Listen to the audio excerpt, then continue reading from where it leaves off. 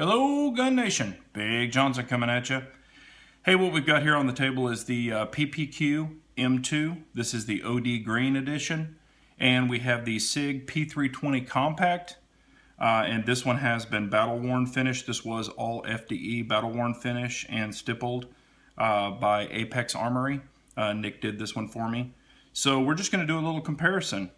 I shot this one for the very first time. This one does have the large back strap on it. Of course, your Sig has no back straps. We're going to do a little comparison of what each one has.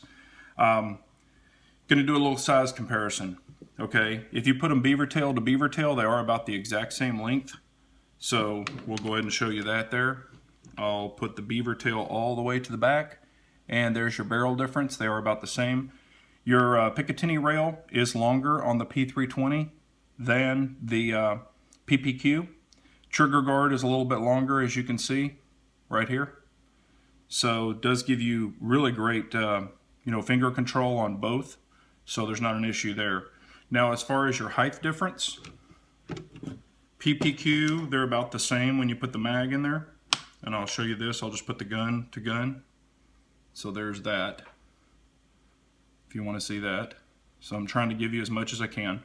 And I'm going beaver tail to beaver tail on the back. So about the exact same length. Bore axis, everyone says, hey, what about the bore axis? I would say they're about equal. Here's your slide.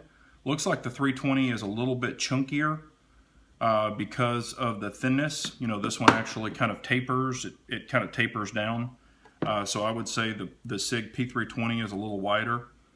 You know, I don't have calipers to stick on there, so anyway, but as far as the sights, this one has the Sig night sights, so Sig lights, versus just the plain stock PPQ sights. And those will be replaced. I have ordered the HD sights for this one. Got a pretty good deal on them, so I went ahead and purchased them through Optics Planet. But what do I like about each one of these? To be honest with you, the Sig, just so you know, has less muzzle flip. So, you know, as you're shooting it, probably because it's heavier, this one also has a captive recoil spring, and it is metal. This one has a polymer captive recoil spring, so you do get more flip from this when you're shooting it. This one does shoot flatter. How do they feel in the hand? This one actually feels really nice. Of course, it has been stippled, so it's really a great texture with the stippling. Easy to get to the mag release. You know, I'll show you here real quick. And I'm not going to rack this because the mag is loaded. So, of course, these drop free. This one, it drops free also. As far as the ergonomics, PPQ is better. So I will give it that. You know, it wraps around, really nice purchase on it. So this one does feel a little more blocky. However, it's a really nice purchase on this one also. You know, that's just kind of the quick feeling.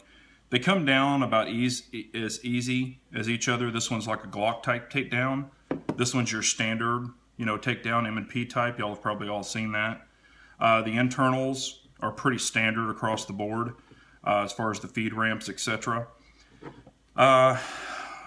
You know, it's really, really hard to say. I would say the PPQ feels better in the hand. This one is a flatter shooter, but I'm not used to this one yet. So, and I've gotten really good groups with this one, great groups with this one. This one has the Apex flat face trigger in it, so it does actually improve the trigger quite a bit, and I'll show examples. Both of these pistols are cleared, so I'll go ahead and show you here trigger pull. I mean, there's the wall. I've already hit it. Boom. Really no take up on this one. There's your tactile reset.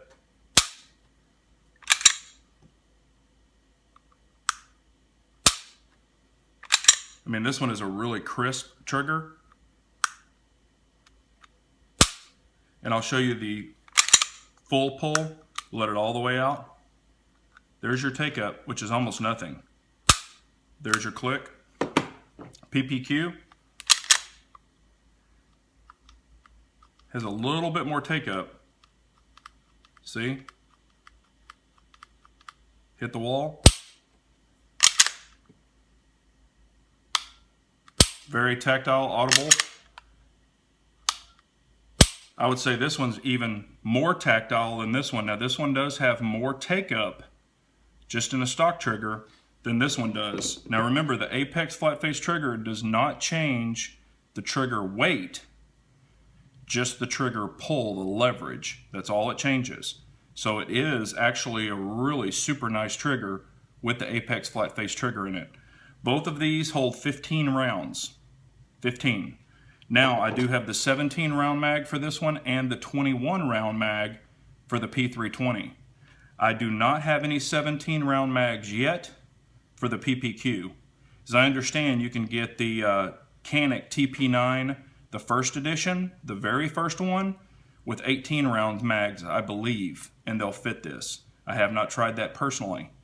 But what do I think about both of these pistols? I really like both of them a lot. Now I have a lot of shooting time behind this, the 320. I don't have on the PPQ, but I will be putting more in it. But really like both of these. If I absolutely had to pick one today, only the P320, because I have so much trigger time with this one. But I really do like this one. So either one of these, you cannot go wrong. Like I said, this one is flatter, probably because it's a little heavier, and the spring. If you put the stainless steel guide rod in this one, it could be exactly the same. I just have not done it yet. So I really hope this helps.